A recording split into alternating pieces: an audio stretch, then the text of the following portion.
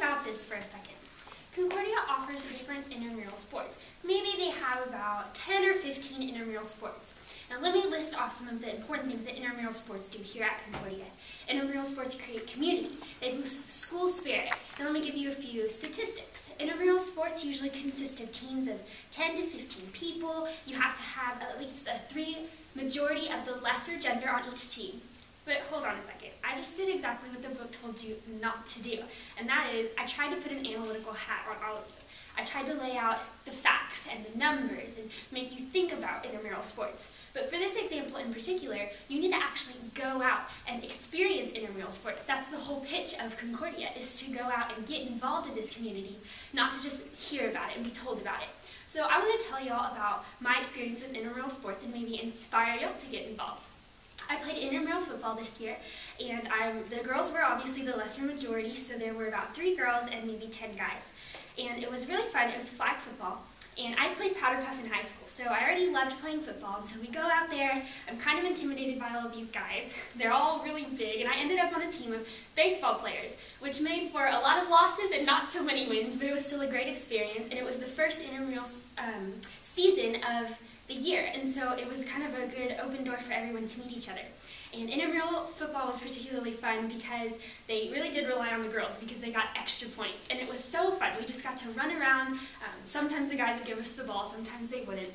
But it was a great way to build community and kind of that rush of athleticism, and it also gave me an opportunity to be competitive, but not on the D3 level. So I still got to play and be active and things like that. And right now I'm playing intramural softball. It just started this past Tuesday. And I used to play softball in high school. And so it kind of took me back onto memory lane, and it brought back all of those great feelings that I had playing softball, and it made me realize that I really do miss it. And I have gotten to know a lot of the upperclassmen. I'm on kind of more of an upperclassmen team. And this time it's good that they're all baseball players because this is softball, and we actually do kind of need that in softball. And so instead of me just telling you about intramural sports and listing off the statistics and how many people are on each team and how many people student life can get to participate, I wanted to kind of put you in the intramural sports and tell you about my experience. And in this case, take off that analytical cap and kind of put on some tennis shoes and a sweatband. Thank you. Oh, wait. No, you need to stay up there. We're going to ask our questions. Sorry, that's all. I'm about to turn off the recorder. Go ahead. We'll just go down the line. Lindsay.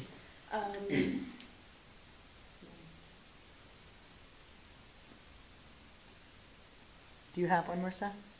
Yeah. Great. How did you know about intramural sports? Because I didn't know we had them. That's a great question. How did I know about intramural sports?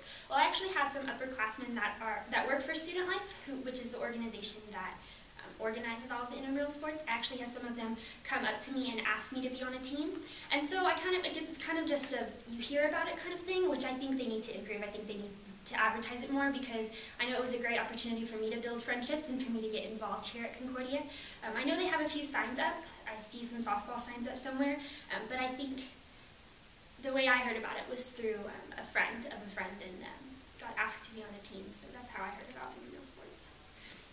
What's the most popular intramural sports, do you know, and then what's the least popular? Most popular intramural sports, I would say probably either football or maybe or soccer, just because we don't have a football team. I believe that it's a big draw for people who want to play football. And then intramural soccer, I know soccer is a big sport here at Concordia, and a lot of the soccer players will form individual teams that way. And so I think those are probably that, or basketball, because we do have the big basketball program here as well. And so I think that is a big draw for people. And then least popular, I'd probably say intramural poker. Just because. Poker? Yes, I know. I don't even know how you do that, but I know it doesn't sound like an intramural sport, so I don't think a lot of people associate it with intramural sports. And then intramural Quidditch, I know is kind of a creative one that they try to come up with, but I played it for one night and it is extremely hard, so that's kind of why it was unpopular with me. It's just because it wasn't as much fun as the other more organized sports. But as far as popular, I'd say football or soccer, and then unpopular, I would say poker or Quidditch. Do you have any recommendations for getting more commuters involved with intramural sports? Do I have any recommendations for getting commuters involved? Yes, I think they are already mostly involved, just from what I've seen, just because a lot of the commuters work for Student Life, and so they organize the events. and a lot of the older students are the ones that form the majority of the teams, and they are mostly commuters. So I think the bigger problem would kind of be to bring more on-campus students involved, because I think they can really draw a lot from on-campus students who are already here, and so we kind of just need to hear about it, like Marissa was saying, we kind of just need to hear about it more, and that way we can get more involved. But as far as commuters go, I think a lot of the commuters already are involved from the ones that I've seen.